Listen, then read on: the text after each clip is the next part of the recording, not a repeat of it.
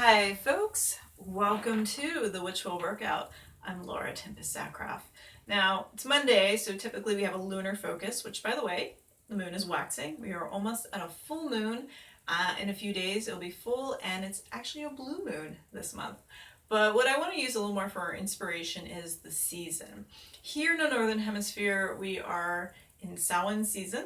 For those of you in the Southern Hemisphere, it's Beltane season, and they are opposite on the wheel of the year. And what's said about both of these points, both of these Sabbats and seasons, is that the veils between this world and the next, the spirit world, the underworld, etc., become thin, or they become lifted. And I can dive real deep into looking at that as a metaphor and as a practice, but I'll save that for 6 minutes of witchcraft. Here, I want to get you introduced to the veil, and this is something that we'll be continuing to work with. Now, the veil is my favorite partner. It's not a prop to me because this is something that I need to be familiar with, be intuitive to how it moves, right? And it's a connection that's happening when I'm working with it. Now, if you don't consider yourself a dancer, don't worry, right? First of all, this is for all bodies, and the veil itself, not only great for performance, it's a really wonderful tool for ritual, for trance, for meditation. So I want to explore with you all of those possibilities, and this episode will get you started with that. So some real important basics is, what do you need to have a veil?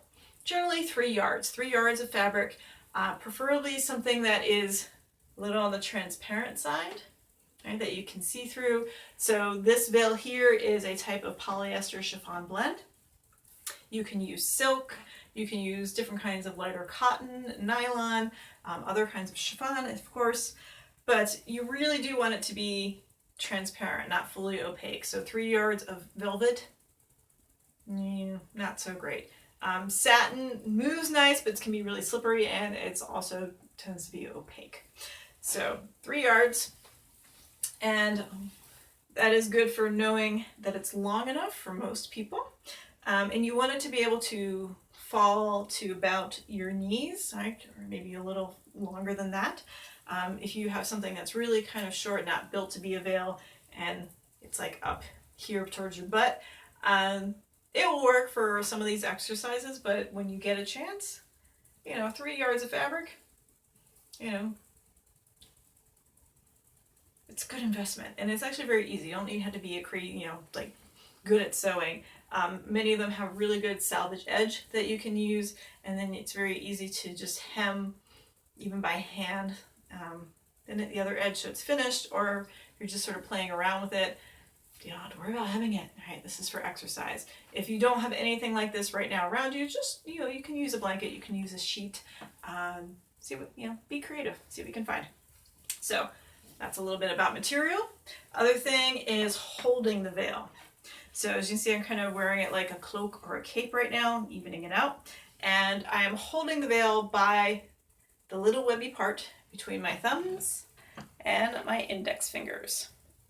And what this allows me to do is use the energy in my arms and all the way through my fingers to move the veil. Right? It's kind of a common thing that happens if people want to hold their veil like this, right? Sort of like it's almost like a dead thing, right? See the energy in your partner here. And as we've talked about with so much in moving our arms and our fingertips, right? You kind of lose that if you're holding it like this. So if you tap into that little webby part, you're able to use the complete energy of your arm all the way through your fingers. Right? So let's put this aside for one moment. Let's do our warm-up, and then we'll work with the veil.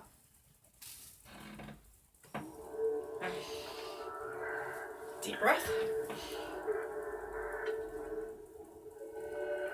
Exhale. Deep breath.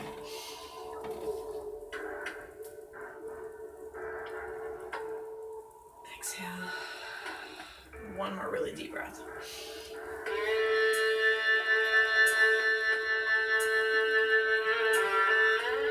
And And exhale.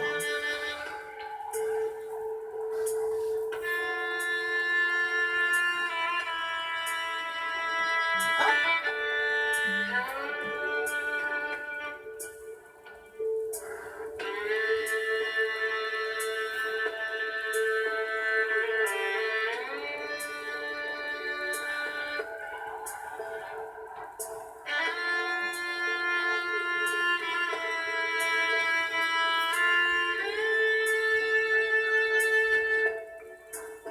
Up.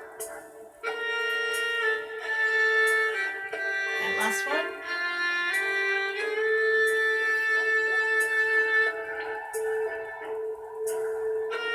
And up. Together, arms up, opposite arm and hip reach towards the sky.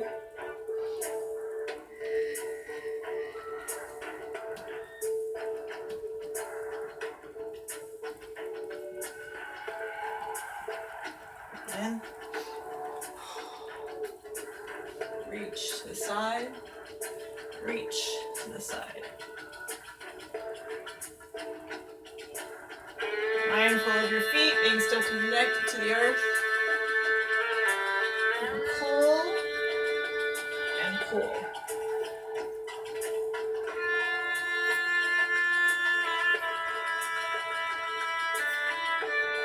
And roll the shoulders.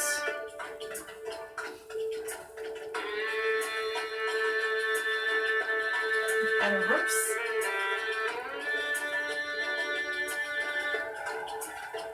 And one at a time.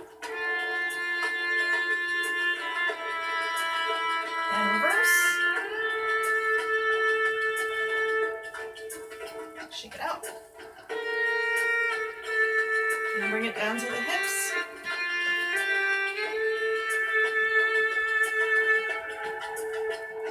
And push.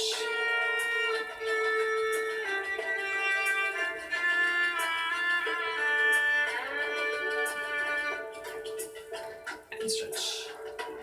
Hang forward. Deep breath. Exhale and roll up.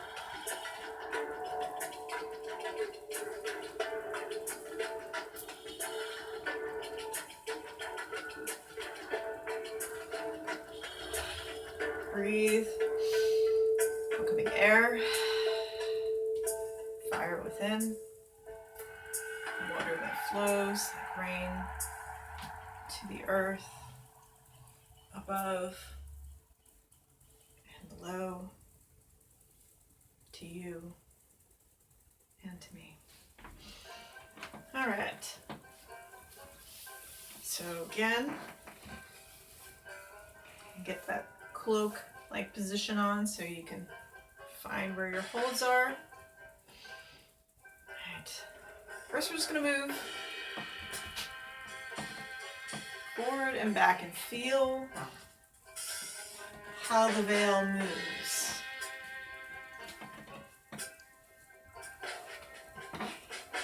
Take it in a circle.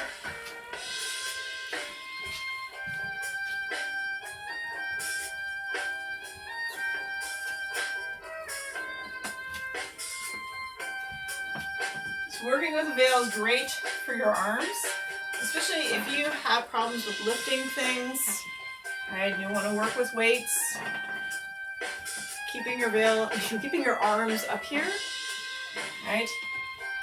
It'll be a little bit sore, but it's a kind of nice low impact.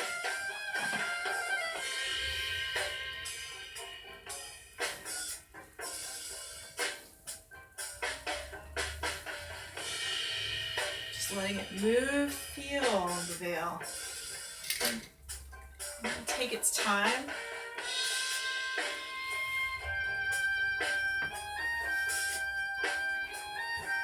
And again, flow. And back. So now I'm moving arms a little forward and back so you can see to the side.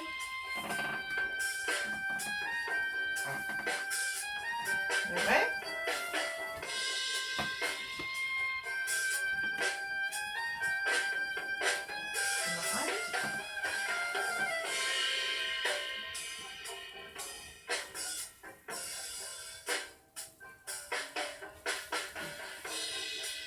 can use it to cover the body and reveal. So one arm, other.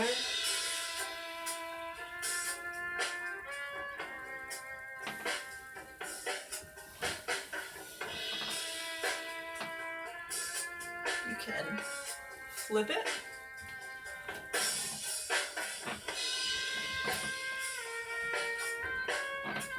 So walking with it in front of you, kind of feel that as it goes against your skin and lifts. Just a little bit different than walking with it behind you.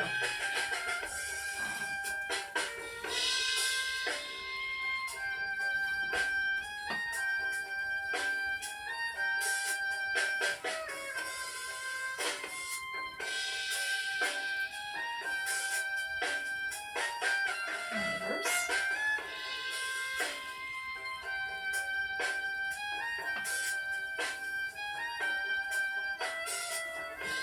You can flip it onto your hands, your arms here. And then undo it.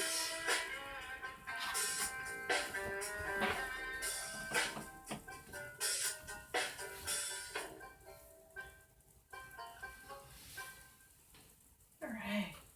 So part of really getting used to working with a veil is playing with it to understand it and not overthink it, right? The things you just want to keep an eye on is how you're holding